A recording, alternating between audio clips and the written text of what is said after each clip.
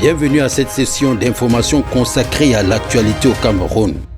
La solidarité envers les malades de coronavirus en cette période de crise sanitaire est l'attitude adoptée par les chrétiens relativement à ce jour de l'Ascension.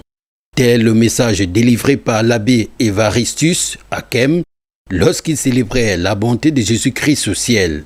La messe à la paroisse du baptême de Jésus s'est déroulée dans le strict respect des mesures barrières. Nous connaissons que ce que le Christ nous a enseigné, c'est d'aimer nous, les uns les autres, aimer nos frères. Et nous vivons dans une société où cet amour de Christ ne règne pas dans nos cœurs.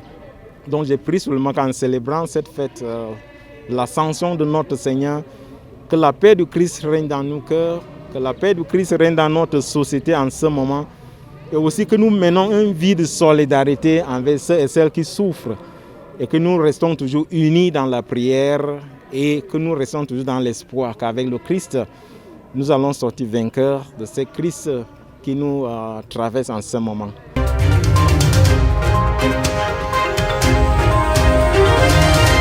Le Lamido de Garoua, Sa Majesté Alim Garoua Ayatou, a supervisé ce jeudi 21 mai 2020 la cérémonie religieuse de fermeture du Grand Coran qui marque le dernier tafsir et clôture les activités de prêche initiées durant le mois du Ramadan dans les différentes mosquées de son Lamida. Ceci dans le but d'expliquer aux fidèles les 114 sourates du Saint-Coran. Après la grande prêche qui avait pour cadre la grande mosquée du Lamida, les imams ont prié pour la paix au Cameroun, mais aussi pour l'éradication de la pandémie du Covid-19 qui touche également la ville de Garoua où on recense d'ailleurs plusieurs cas testés positifs.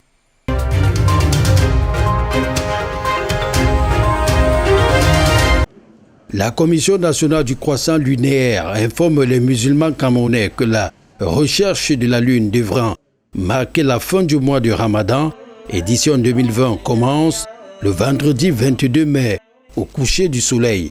Dans ce communiqué, il est clairement dit que si le croissant lunaire est observé au soir du 22 mai, la fête de Ramadan aura lieu, Inch'Allah, le samedi 23 mai 2020.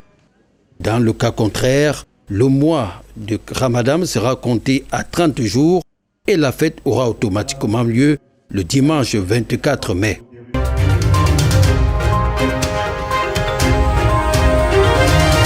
À quelques heures de la fête du Ramadan dans la ville de Bertoua, les prémices de cette célébration prennent progressivement corps.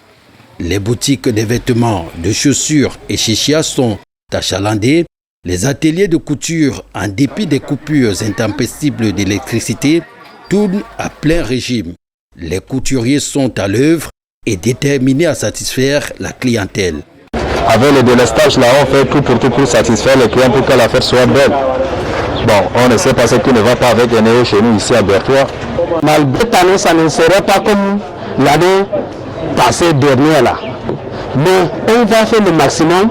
On va trouver les adultes aux enfants et on va trouver nos petits kilos de viande et 1 kilo de riz pour faire la journée de la fête.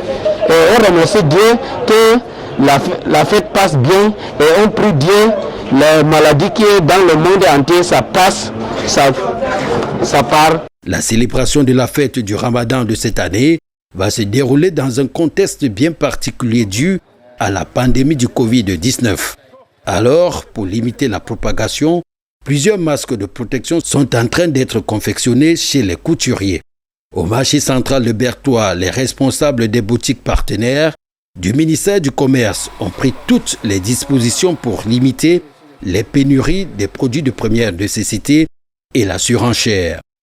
Ce qui concerne la fête de Ramadan, nous avons vu à la baisse des produits de première nécessité pour permettre que nos frères musulmans, n'est-ce pas, passent les fêtes agréablement.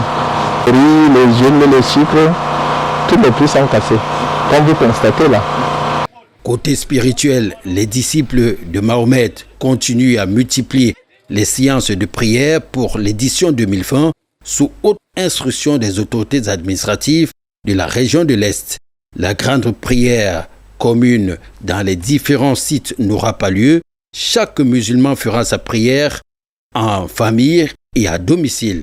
Déclaration de l'imam de la mosquée centrale numéro 2 de Bertois.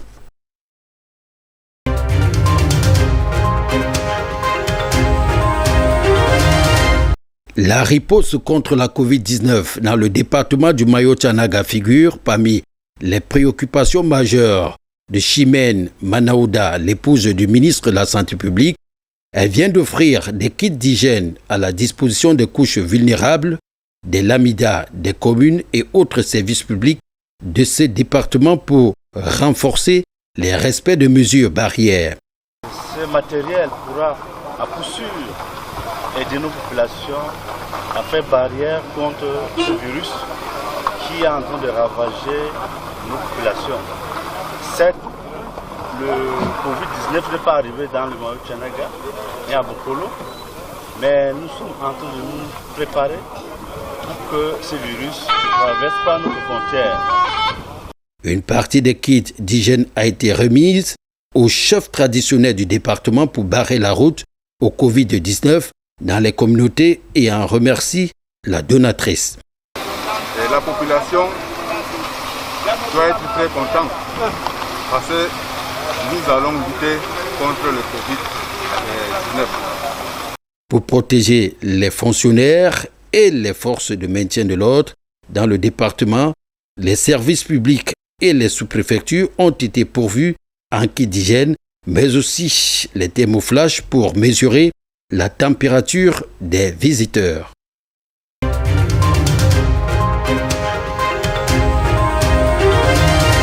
Dans la région de l'Ouest, c'est la place de la chefferie de Baouan qui a abrité la cérémonie de remise de dons au chef de l'État aux 7 villages que compose ce groupement.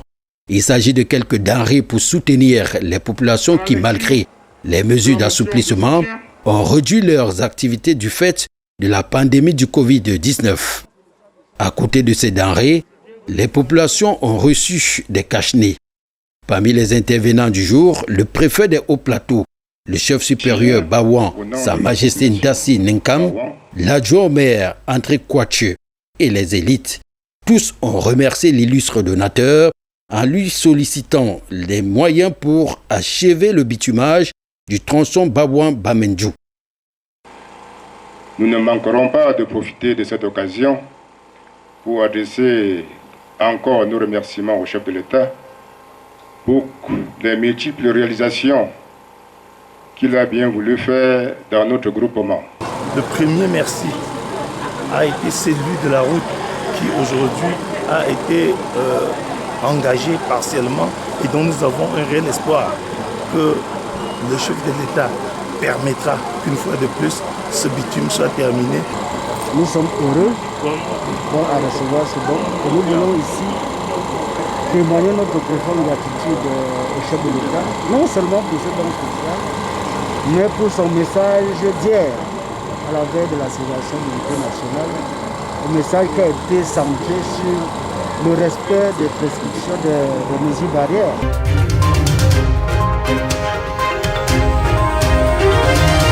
À Kribi, dans la région du Sud, le message du chef de l'État a été perçu comme un détonateur auprès des maires, et surtout en ce qui concerne la Covid-19. En dépit du férié, ils étaient nombreux à être présents dans leurs quartiers généraux. Question de préparer une nouvelle ère de lutte contre le fléau. Cas de Madame Toutoum Flavie de la mairie de Kribi, 2e. La prise de parole du président était la bienvenue, était salutaire. Nous attendions ça parce qu'il fallait quelqu'un qui impulse. C'était cette impulsion que nous voulions. Maintenant, nous avons le courage de descendre sur le terrain, de réprimander ceux qui ne mettent pas le masque, c'est pas un collier. Parce que c'est devenu un collier ici dehors. Les gens le mettent au menton. C'est pas un collier. Le maire Valentin Nkwa de la Lokunche a quant à lui dit être resté confiant durant ce que d'aucuns ont qualifié de silence du chef de l'État. Ce monsieur nous confirme aujourd'hui que le navire Cameroun a un capitaine averti. Et il nous a orientés tout de suite sur la bataille pour démontrer qu'il suit ce qui se passe au Cameroun il veille à tout ce qui se passe tout autour de lui et auprès de ses populations. Dans la cité balnéaire, les jours à venir s'annoncent sombres pour ceux qui peinent à suivre les consignes pour venir à bout du Covid-19. Doit-on retenir?